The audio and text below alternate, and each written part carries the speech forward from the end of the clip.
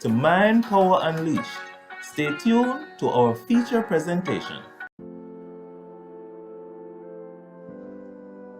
Hello, thank you for joining me. It's nice to be reasoning with you again on Mind Power Unleashed. You know, there are many things that we can do to be stronger, to be healthier, to be more loving, to be better at our jobs, to live a focus-driven life. Many things that we can do to offer greater service to those around us.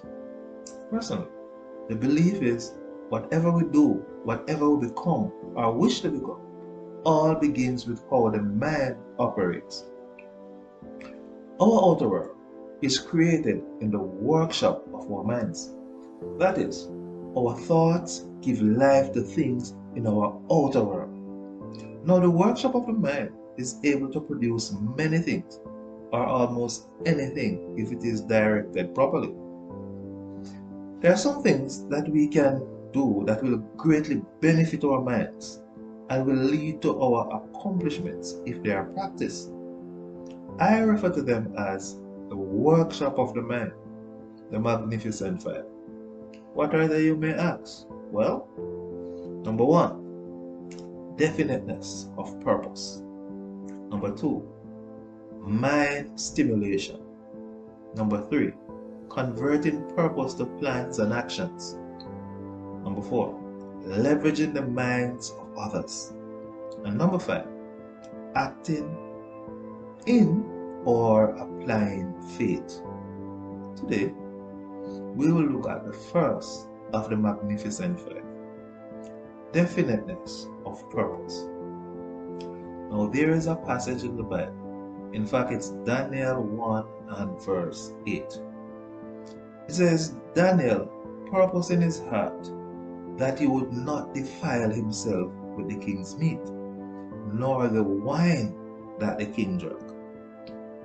Now, the background to this story is that Daniel was in Babylon, far away from his homeland, new culture, new set of people, and he was not under the direction or the guidance of his elders, or maybe even his family. But Daniel purposed in his heart that he would not defile himself. Daniel was certain about who he is, and nothing would detract him from that, no matter what the circumstances that surrounded him. He was going to live his life, even though the situation was not favorable. He was going to do his best. The reason is he had a concrete purpose. That is, he knows what he wanted for himself. He did not want to be defiled by the king's meat, or to be defiled by the environment that he was in, or the things within that environment that will take away from what he was as a person.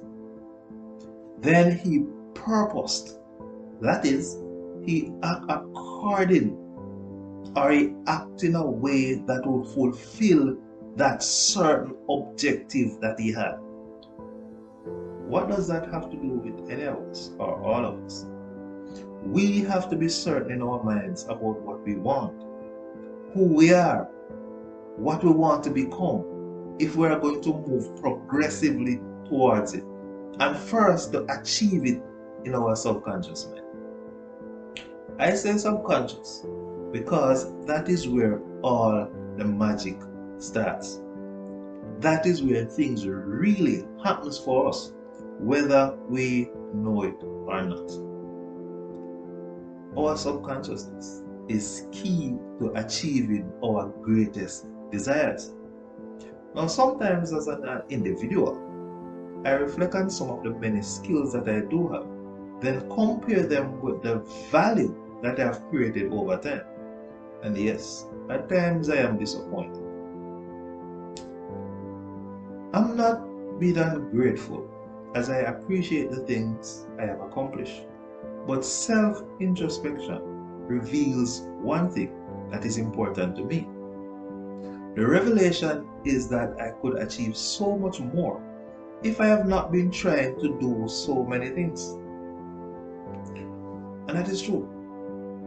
What that shows up by me trying to do so many things at the same time is that there's a lack of focus. And if there's a lack of focus, you will not reach the heights that you want to reach.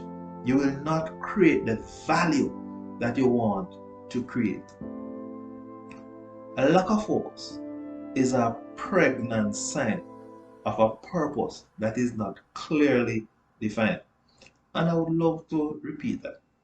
A lack of focus is an obvious or a pregnant sign of a focus that is not clearly defined. Focus is heightened when there's a definiteness of purpose. I heard this little story once that a Kenyan athlete was asked by a reporter, why are the Kenyan able to run so fast? Or why they were able to run so well? The athlete responded by saying, it is because of the science. The reporter was puzzled, like maybe some of you are at the moment. The athlete continued by saying, the signs that say, beware of lions. The reporter slowly got the message. If you want to live in Kenya, you better be a good runner to outrun lions if necessary. Well, I am sure that does not describe all of Kenya or most of Kenya, and there might just be a few examples of this, but I believe that the point is well made. If you want to achieve some things, if you want to get over some things, your mind have to be locked in, and your mind can only be locked in when your purpose is clearly defined, when your purpose is definite.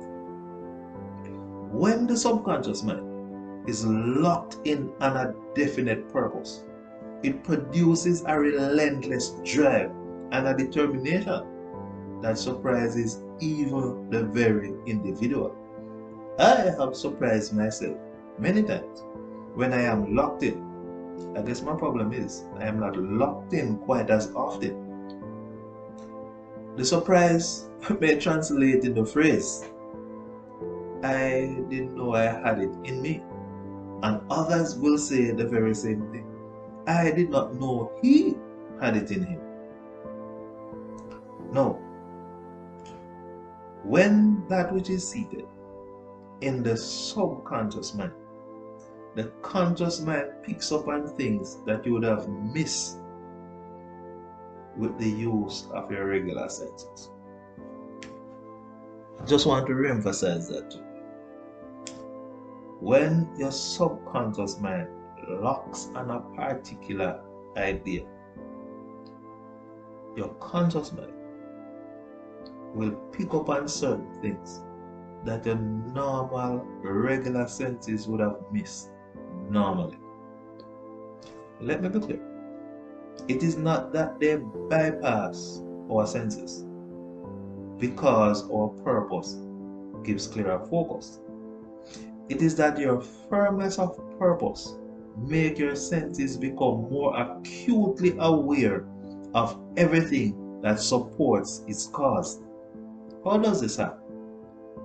Our brain has what is called a reticular activating system, which is responsible for our awareness. Now, this system works for us without us even knowing. And I want us to understand this. When we have the subconscious mind working for us even when we don't realize it, it helps us so much more when our purpose is definite, because it will be driven towards it. So let me get back a little to our reticular activating system. This system works for us, as I said before, without us even knowing. Now let's take, for example, if you should go in a particular store and buy a shirt or maybe a blouse, and you have never seen anybody in that particular blouse or shirt. Never seen anybody wearing it before. So you swear that you are the only person, around your area or environment that have this particular shirt or blouse or whatever that particular item is.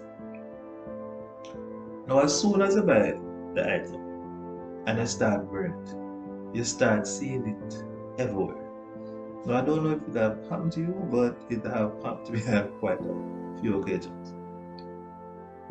You are certain that everyone is copying you, and because you are unique in your choice, you picked out this dress and nobody else had it.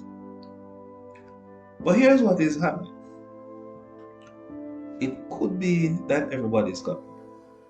You are the first one that actually pick up this dress or shirt or whatever it is. But this is true maybe 1 in a million times. The more obvious reality is that the item was being worn by others. Your senses may not have picked up on it because it was not important to you. So there was no need for you to focus or zoom in on that particular item. Now, after you buy the item and start wearing it, your whole feeling of being unique make your senses now more acute. So everywhere that particular shirt or dress or blouse is, you pick up on it very quickly because your reticular activating system kicks in. It's making you much more aware of the thing, in this case your shirt or your dress or your blouse, that is now very important to you because you are the only person you thought that have this particular style. You see, the relevance of definiteness of purpose cannot be understated. It will invoke an incontainable desire to achieve that which you want. And this desire is going to be unquenchable. It will keep our minds stimulated, which is the next subject that we are going to look at in this particular series. So, as it relates to the workshop of our minds, the Magnificent Five, the starting point is definiteness of purpose. When our purpose is well defined, then it is going to bring more focus. And focus is what helps us, or at least is the starting point of achieving our objective. I want to thank you very much for sharing your time with me today. I am happy to have you, and I am glad that you can share. So I just encourage you, if this message brings some value to you, then I'll just invite you to share it with others. Because I want, and I hope you want the same thing, that as we learn more, we'll bless more and help each other to grow to their finest potential. Thank you once again. God bless. Blessed love.